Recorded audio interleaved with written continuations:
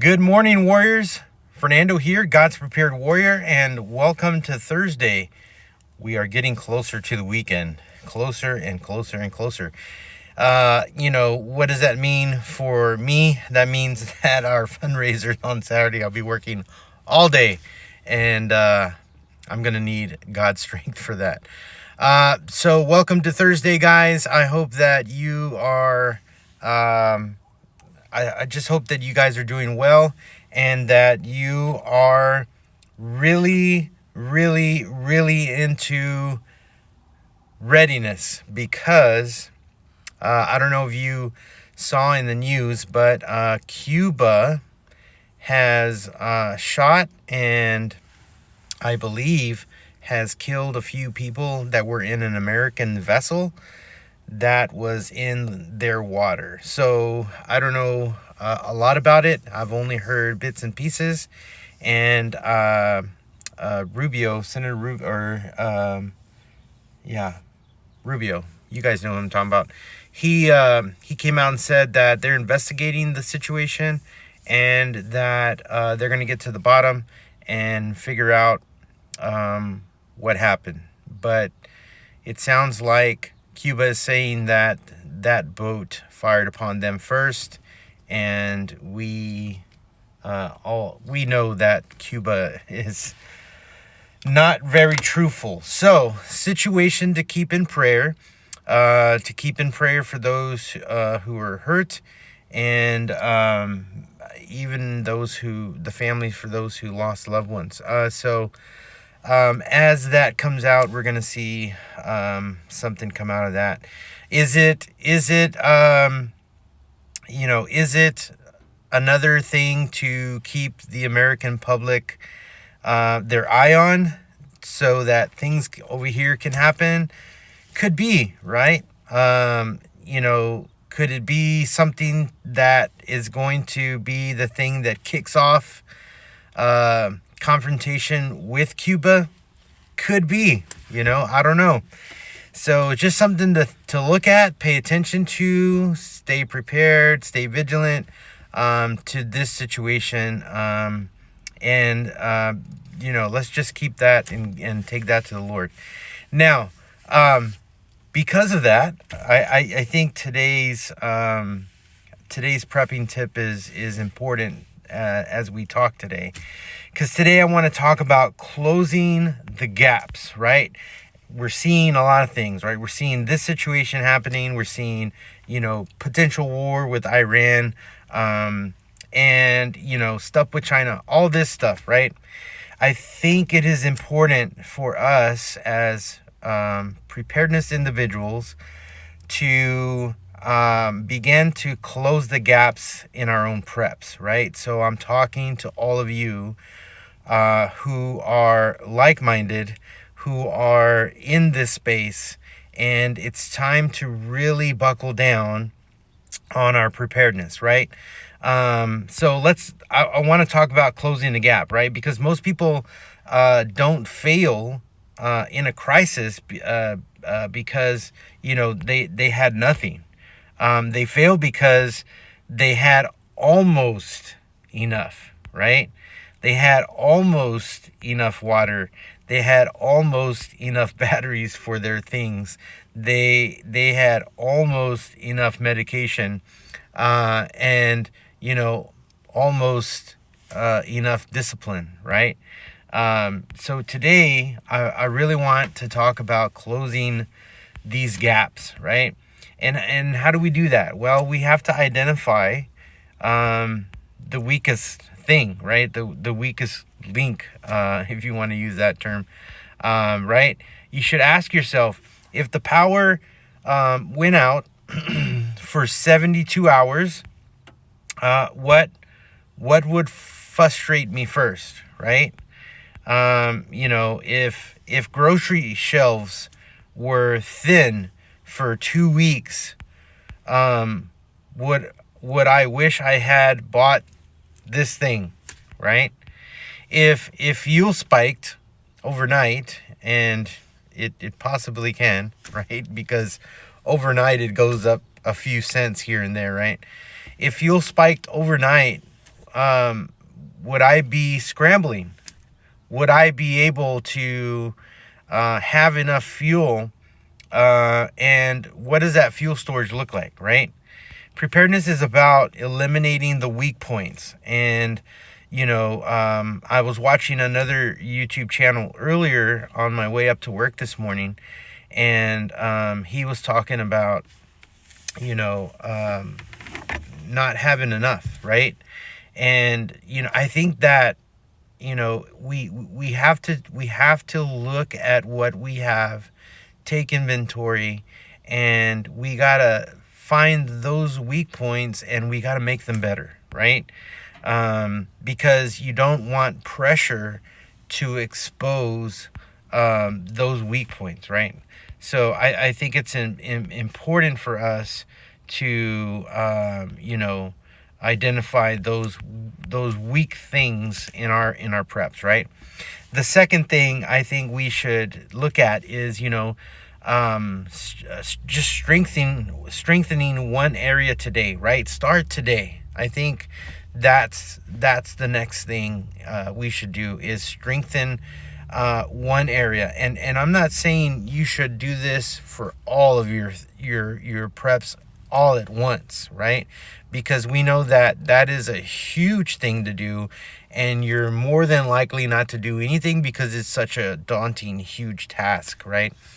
So I would encourage you to strengthen one area today. Start doing that, right? Don't try to overhaul everything, because you're not going to do it. It's just too much to take on at once, right? Do one intentional upgrade. What is that? Upgrading your food supply? Is it putting it in order? Is it, are you creating an inventory because you haven't created an inventory for it? Do one intentional upgrade for whatever weak point you have in your preparedness, right? Maybe it's just adding 3 to 5 gallons of water, right? Maybe it's buying extra shelf stable protein, right? Maybe it's time to look at your pantry and even rotate some of the items. Maybe it's you got to charge your battery banks, right? Because maybe those are some of the weak points that you might have, right? Maybe it's time to take that inventory of emergency contacts that you have, right, and review them. Take out the ones that you don't have communication with anymore. Maybe numbers have changed, things like that, right? I would encourage you to maybe your health is something that you really haven't moved on. And I know I've been kicking this can the last couple of days, but I think it's so important for us, right? Maybe we should start walking 20 to 30 minutes, just to build some kind of endurance, right? Just the idea of small corrections compounded over time create habits in our life, right? I think the third thing is that we should check our mindset, right? The greatest gap, I think, in most households isn't really food, it's discipline. It is discipline. I was listening to another prepper today on their channel, and they were talking about this exact thing, right? It's about discipline, right? A prepared warrior doesn't procrastinate. A prepared warrior doesn't, assume that, it won't happen here, right? And a prepared warrior doesn't wait for panic buying to begin their preparedness, right? A warrior moves early. A warrior moves quietly, and a warrior moves steadily. I think that's just so important for us to do, right? What about spiritually? What's our spiritual anchor here? Preparation without faith becomes anxiety, and that's just really what it is, right? Faith without preparation becomes presumption, right? I think I got it. And when you don't, when you really need it, you probably don't, right? you have to have a balance of both, right?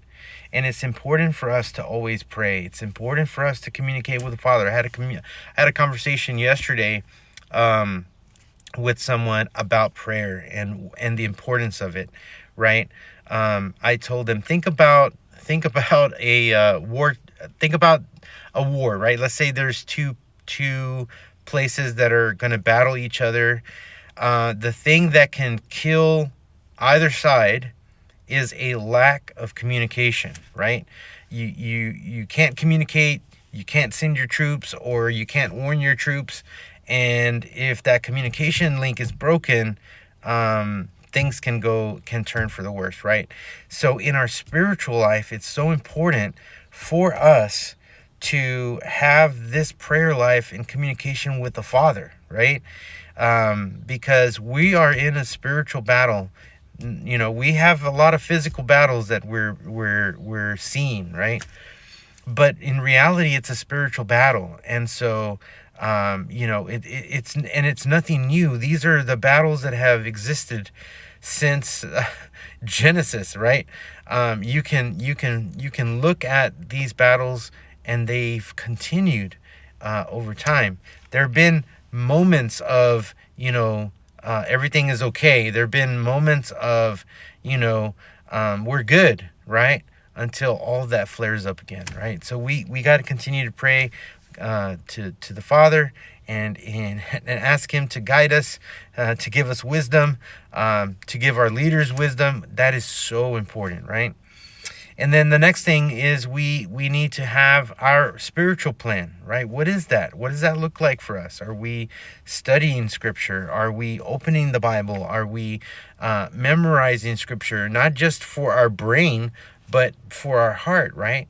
Are we doing that? And then we have to, you know, do that in the physical. Are we creating plans for us? Are we creating that communication plan? Are we creating that plan for when poop hits the fan, right?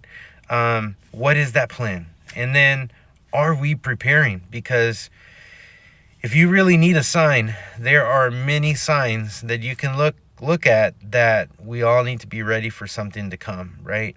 And you want to make sure that you have all of that ready so that if anything happens, you can actually be prepared for something, right? You know, and when I say poop hitting the fan, guys, you know, I don't want you to have this bias of, wow, it ain't gonna happen here, because a lot of people have that understanding. But you know, poop hitting the fan can also look like a loss of a family member. It can also look like I lost my job. It can also look like I'm being evicted from my home, right? So when I say we need to be ready for something, those are the things we need to really be ready for, because you just never know. We don't have control over those things sometimes, right? So in those situations, it's important for us to be calm, right? Calm readiness honors God, right? And you know, if we neglect readiness, you know, neglect invites unnecessary stress in our life. So today, guys, I want you to really look at finding one weakness, fix it, right? Fix it. And, you know, strengthen your home, strengthen, you know, your preparedness, because readiness is not built in a weekend. It's totally not, right? It's built daily, right? So guys, thank you for watching this video today. I hope it has brought some kind of meaning to you today. Let's comment in the comment section. Let's talk about it and share with me, what are some of the things that you're doing to stay ready, and what does that look like for you? All right, guys, stay disciplined, stay aware, stay vigilant, and stay prepared, because that's what we got to do. All right, guys, I will see you on the next one. God bless. Have a great Thursday.